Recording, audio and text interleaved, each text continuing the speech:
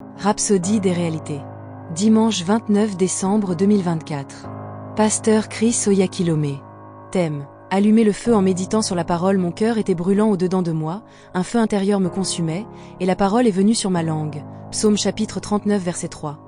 Le psalmiste dans le verset ci-dessus a dit « Pendant que je méditais, le feu brûlait ». Cela nous apprend quelque chose de puissant sur la méditation.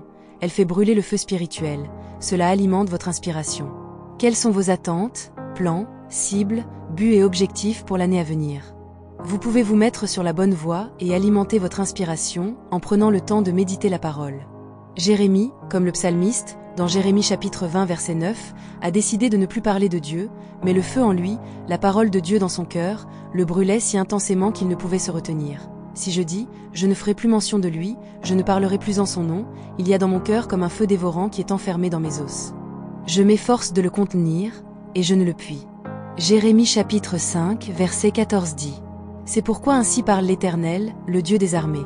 Parce que vous avez dit cela, voici, je veux que ma parole dans ta bouche soit du feu, et ce peuple du bois, et que ce feu les consume. » Aussi, dans Jérémie chapitre 23 verset 29, la Bible dit « Ma parole n'est-elle pas comme un feu, dit l'Éternel, et comme un marteau qui brise le roc ?»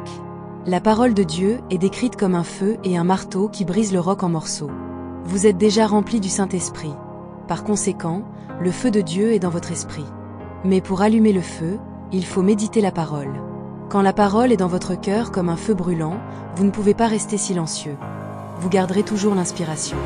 Nous venons de lire deux prophètes, David et Jérémie, qui savaient brûler pour Dieu, et ils ont partagé leurs secrets, méditer la parole de Dieu. Cela vous encourage à prononcer la parole avec passion et conviction. Ainsi, pendant que vous priez et jeûnez en préparation pour l'année à venir, assurez-vous de méditer consciemment la parole de Dieu. Priez avec ferveur en langue et méditez la parole, jusqu'à ce que vous arriviez au point où vous dégagez ce feu de l'intérieur de vous et renforcez la victoire que le Seigneur Jésus-Christ a remportée en votre faveur. Prière. Cher Père, je te remercie pour ta parole qui brûle dans mon cœur, m'inspirant à déclarer avec audace ta vérité et le but de ma vie, et à imposer ta volonté sur la terre et dans la vie des hommes, partout dans le monde, pendant que je manifeste et exprime ta gloire dans tous les domaines de ma vie, au nom de Jésus. Amen. Étude approfondie. 1 Timothée chapitre 4 verset 15. Occupe-toi de ces choses, donne-toi tout entier à elles, afin que tes progrès soient évidents pour tous. Josué chapitre 1 verset 8. Que ce livre de la loi ne s'éloigne point de ta bouche, médite le jour et nuit, pour observer et mettre en pratique tout ce qui y est écrit. C'est alors que tu réussiras dans tes entreprises, que tu agiras avec sagesse et que tu réussiras. Jérémie chapitre 20 verset 9.